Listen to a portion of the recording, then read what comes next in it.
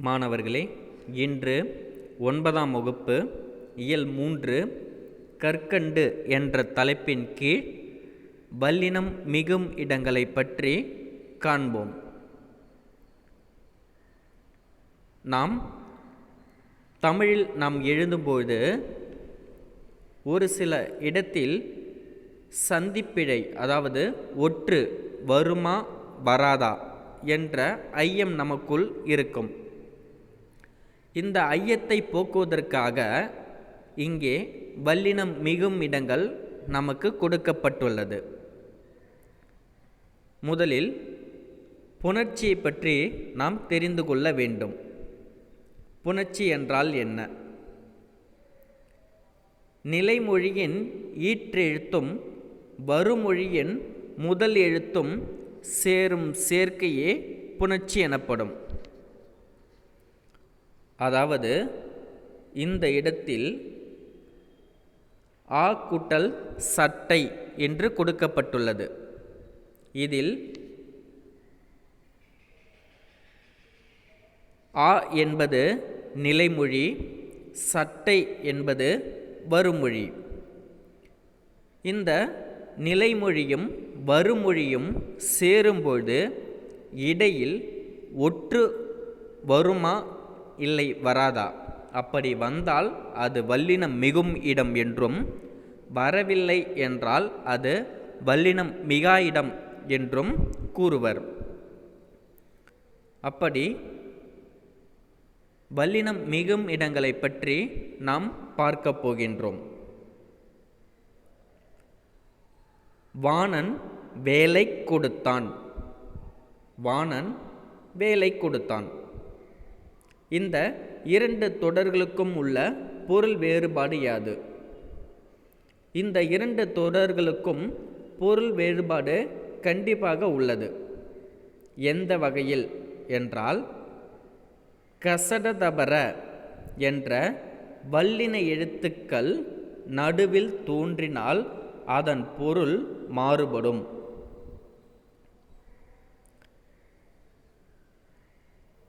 இங்கு இரண்டு தொடர்களிலும் முதல் தொடரில் ஒற்று கொடுக்கப்பட்டுள்ளது, இரண்டாம் தொடரில் ஒற்று கொடுக்கப்படவில்லை. அதனால் இந்த இரண்டு தொடர்களுக்கும் பொருள் வேறுபட்டு காணப்படுகிறது. வல்லின எழுத்துக்கள் என்று பார்த்தோமானால் க, ச, ட, த, ப, ர இந்த 6 எழுத்துக்களும் வல்லின எழுத்துக்கள் ஆகும். இவற்றில் க, ச, த, ப இந்த 4 எழுத்துக்கள் மட்டுமே மொழிக்கு முதலில் வரும். அதாவது சட்டை, கேட்டார், சொன்னேன், பணம், தொகை, பகுதி, பூ, சோறு, செல், பந்தல், பற்று, படகு, கொடு. இப்பொழுது கூறிய அனைத்து சொற்களிலும் முதலில் இருப்பது கசடதபர என்ற 6 எழுத்துக்களில் க, ச, த, ப இந்த 4 எழுத்துக்கள் வரும். மீதமுள்ள ட, ர இவை மொழிக்கு முதலில் வருவது கிடையாது. அந்த வகையில் நாம் பார்க்கும்போது முதலில் புணர்ச்சியை பற்றி நாம் தெரிந்து கொள்வோம். புணர்ச்சி நிலைமொழியின் ஈற்றெழுத்தும் வருமொழியின் முதல் எழுத்தும் சேரும் சேர்க்கையே புணர்ச்சி எனப்படும். இந்த புணர்ச்சி 3 வகைப்படும். ஒன்று தோன்றல், திரிதல், கெடுதல். புணர்ச்சி 2 வகைப்படும்.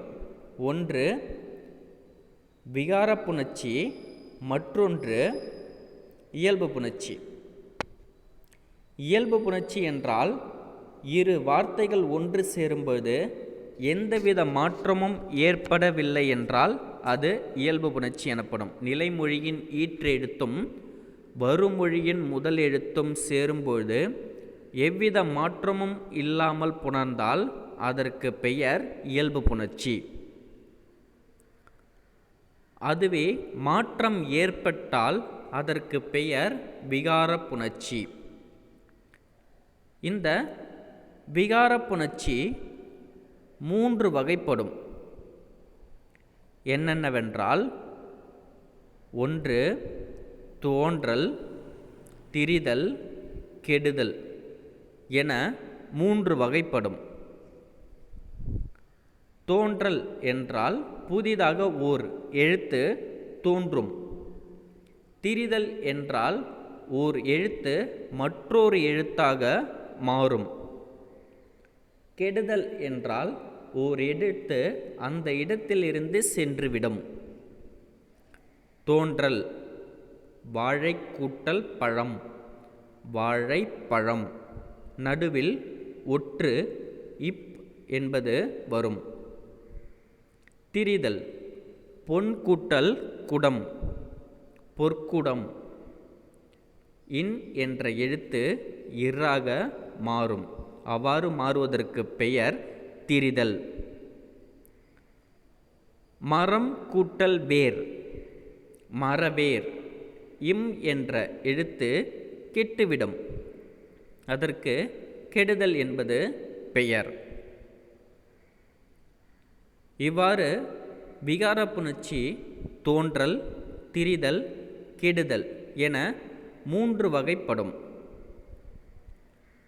அந்த வகையில் நாம் பார்க்கும்போது இந்த இலக்கணம் எதற்கு பயன்படுகிறது என்றால், 1 சொல்லமைப்பின் கட்டுப்பாடுகளை பேணவும், பொருள் மயக்கத்தை தவிர்க்கவும், பேச்சின் இயல்பை பேணவும், இனிய ஓசைக்காகவும் அவ்வல்லின எழுத்துக்களின் புணர்ச்சி இலக்கணம் தேவைப்படுகிறது.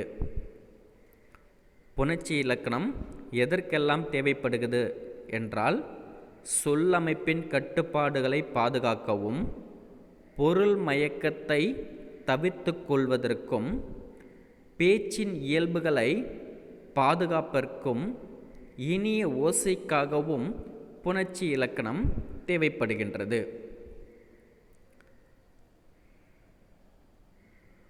இப்போ அந்த வல்லின எழுத்துக்கள் எங்கெங்கு மிகும், எங்கெங்கு மிகாது. நாம் இப்பொழுது பார்ப்பது வல்லினம் மிகும் இடம் மட்டும்தான்.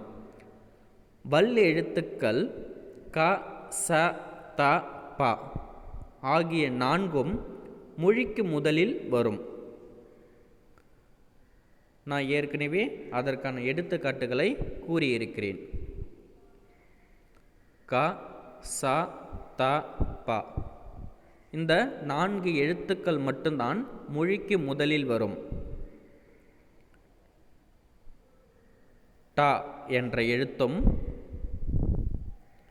ரா என்ற எழுத்தும் மொழிக்கு முதலில் வராது. மொழிக்கு முதலில் வரும் எழுத்துக்கள் என்று பார்த்தால், சட்டை சா வரிசை, கேட்டார் கா வரிசை, சொன்னேன் சா வரிசை, பணம் பா வரிசை, தொகை தா வரிசையில் உள்ளது, சோறு சா வரிசையில் உள்ளது, பந்தல் பா வரிசையில் உள்ளது, குடு கா வரிசையில் உள்ளது. இப்படி க, ச, த, ப இந்த 4 எழுத்துக்களும் மொழிக்கு முதலில் மட்டுமே வரும்.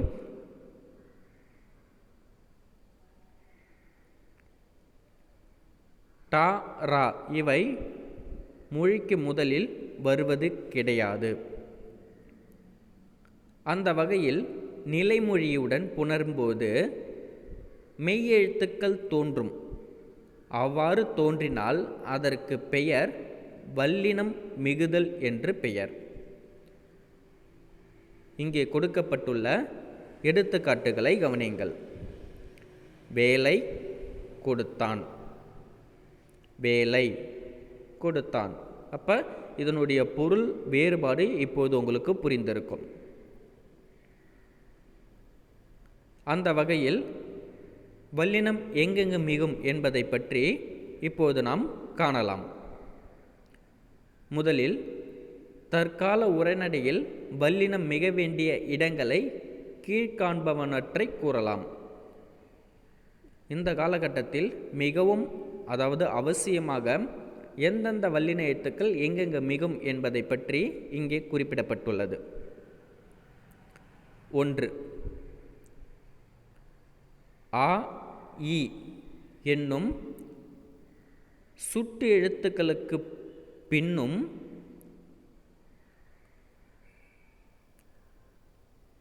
அந்த இந்த என்னும் சுட்டு பெயர்களுக்கு பின்னும்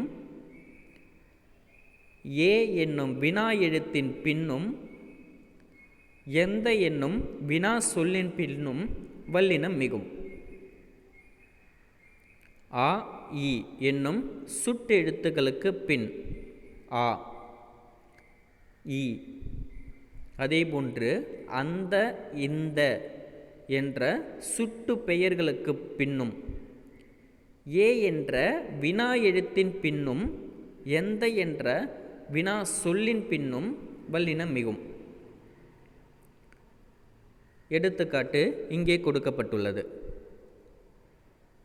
ஆ கூட்டல் சட்டை அச்சட்டை. இந்த கூட்டல் காலம் இந்த காலம். ஏ என்னும் வினா எழுத்து ஏ கூட்டல் திசை எத்திசை. எந்த என்னும் வினா சொல்லின் பின்னும் எந்த கூட்டல் பணம் எந்த பணம். இப்படி ஆ இ என்ற சுட்டு பெயர்களுக்கு பின்பும் அந்த இந்த என்ற சுட்டு பெயர்களின் பின்னும் ஏ என்ற வினா எழுத்தின் பின்னும் எந்த என்ற வினா சொல்லின் பின்னும் வல்லினம் மிகும்.